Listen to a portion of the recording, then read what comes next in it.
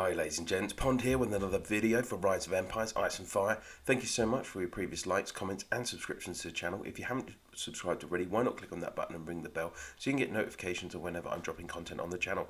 And now on to the topic of this video, and basically it is just a general update for what's happening today on Wednesday the 6th of April 2022.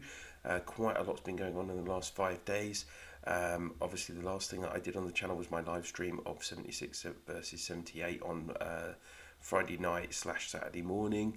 I was under the weather at that time, and it did actually transpire that I tested positive for COVID the next morning, so I'm just getting over my bout of COVID after 5 days, so that's why I've been a bit quiet on the channel.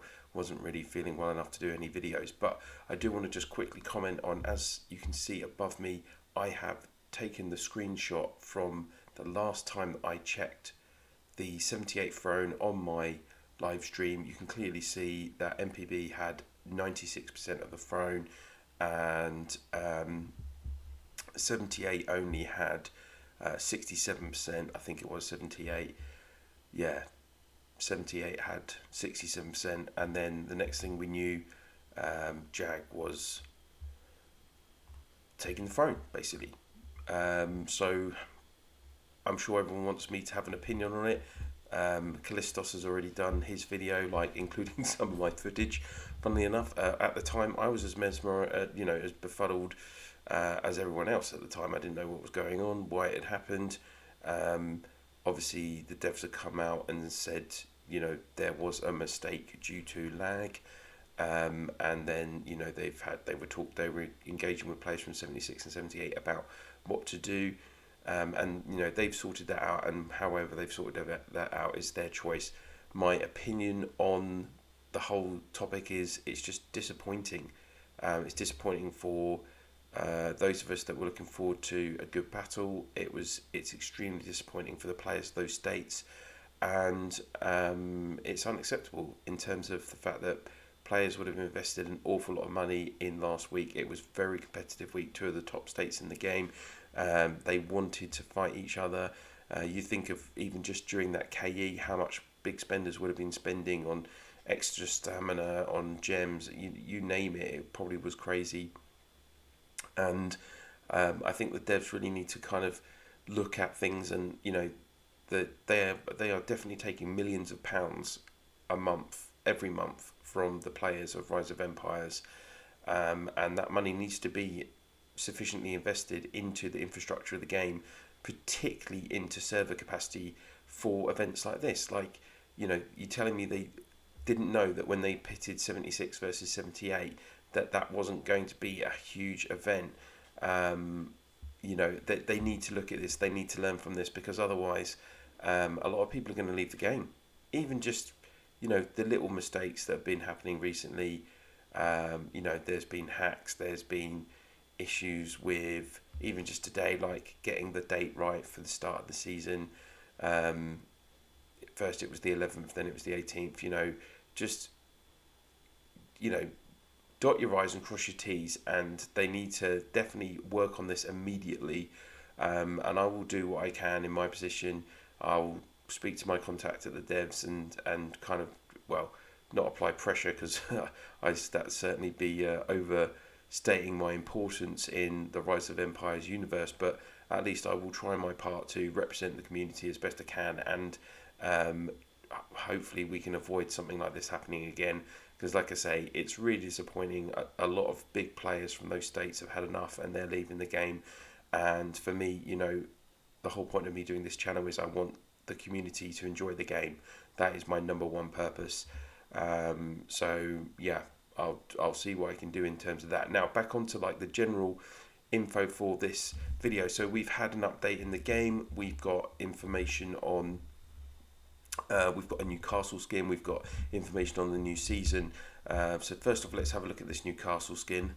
So you can see it is the 1001 Knights. It's going to give you an extra 10% troop might and resistance, not tactical might and resistance like it initially said. Troop HP only 1%, apparently that was initially 3%, I can't remember, I didn't see that. And then permanent attributes, because they're giving permanent attributes now, is even if you just have it in your account, is an extra 3% on your cavalry might and an extra 3% on your footman's resistance. And of course, it's in these usual packs. And there's also a name tag as well to go with that. So obviously your chances are really small, less than 1%. As usual, there you go, 1% to get a 1001 Knight skin.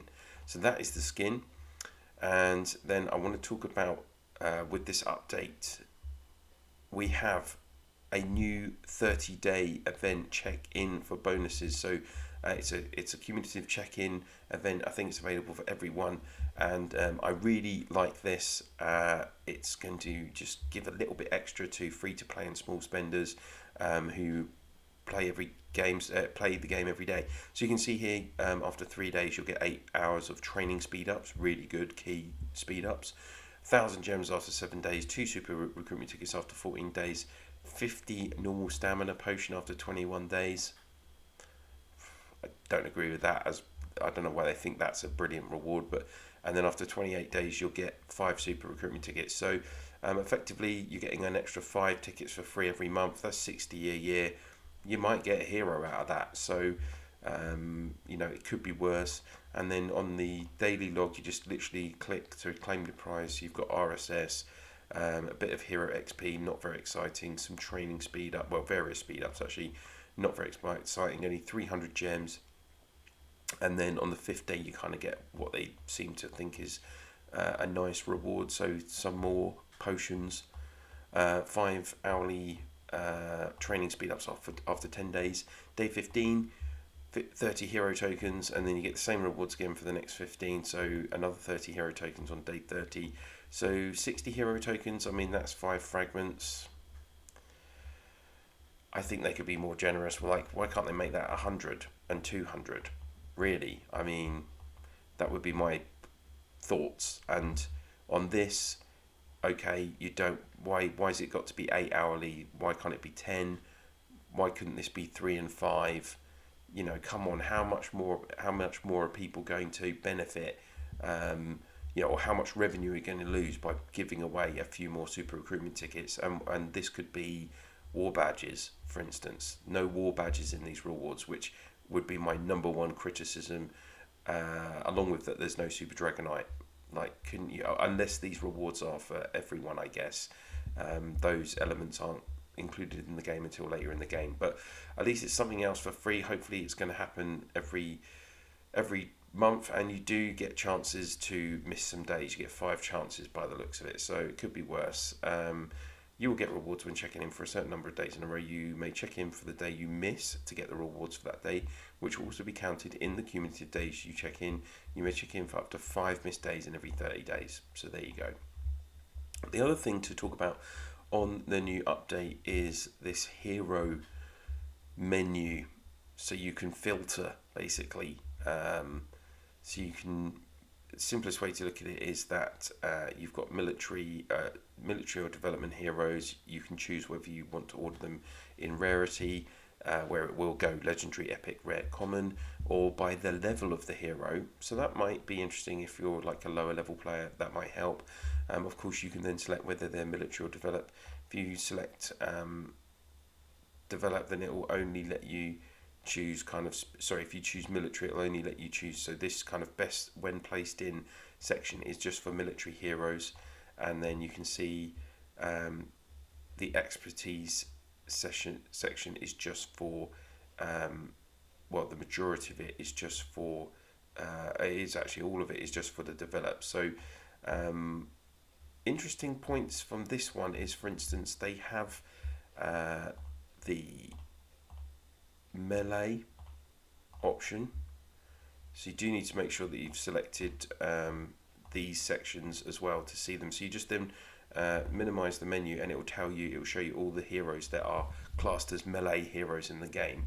Obviously you've only got these 3 normal orange, and then Chung Magong and Dragon's Avatar are the only ones that have melee. And then we've also got Wild Harvest, which it's interesting they've put this one in, because these are the 5 heroes that give you additional benefits when you're attacking marauders. So if we just look at Sheriff, for instance, it's the second skill, I think. Yeah, there we go. Hero formation. Marauders, when against a Marauder, you gain an extra 50%. Iron Guard, Troop Might plus 40% when attacking Marauders. So it's good that they've kind of included that option in the filter as well. How much am I going to personally use this? Probably maybe just for if I'm trying to look at different types of, like whether it's narrowing it down to footman, archer, or cavalry heroes, maybe. Otherwise, do you know what? It probably actually takes as much time to select the options in the filter for an experienced player, rather than you know where all your heroes are and you pretty much know how they are in order. I don't have every hero, but I have a lot of heroes. It doesn't take me long to filter up and down, but it's probably something that's newer players have been asking for. So it's anything that's going to help make the game more concise. I think that's a good tool to have. And then lastly, the one thing that I wanted to talk about is obviously the announcement that we do have Wonders again next season. It's starting on the 18th of April, so that's going to be SX11 for those of us in the older states. So nothing really of much of a surprise. As you can see, the exact schedule is SX11 for states 1 to 184, SX10 for states 185 to 296, and then you've got SX8 for 297 to 360. So pretty much half the game will be doing Wonders. I'm not really that surprised. We've only done one season of Wonders. Personally, I'm okay with it. Like a second season of the same format is fine. It's not rock total war. I mean, I was going to lose my mind if we had to do that again for the second time in 6 months. Wonders is good for me as a player that's maxed all my buildings in my account.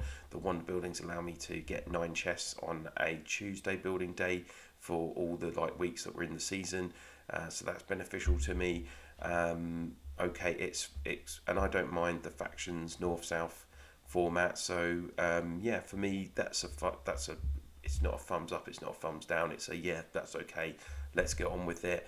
Obviously the kind of warm sign-up week will be from the 18th, and then we've still got another 10 days off, and then 12 days off, and then obviously we'll be on the maps from the 25th. So again, I agree with that kind of scheduling. It means we do avoid the Easter weekend when probably people would have been doing a lot, so that's completely avoided.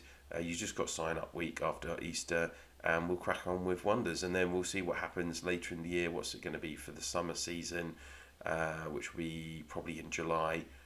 Will we get like a different Total War format? Will we get factions, but with 4 different factions on the map? Lots of questions about what's going to be coming for the rest of 2022. So there we go, guys. That is everything that I wanted to cover in this video. I hope you enjoyed it. If you have, please do click on that like, and if you could please share this video and my channel in your Alliance chat, Province chat, and through Line, WhatsApp, Viber, Discord, whatever you use to communicate with fellow players in the game. That'd be very much appreciated. Of course, I know there are lots of comments going around the community about what happened in 76 versus 78. There raised quite a few comments on the stream feed after it was posted on the channel. Of course, be interested to hear your thoughts on: are you happy with having to play Eden Wonders again? Are you happy with yet another castle skin coming out so quickly? And what do you think about the 30-day login event? And also, of course, are you happy with Wonders next season? Put all those comments in the comment section down below. That's it for now. Thank you so much for watching, and I'll see you soon.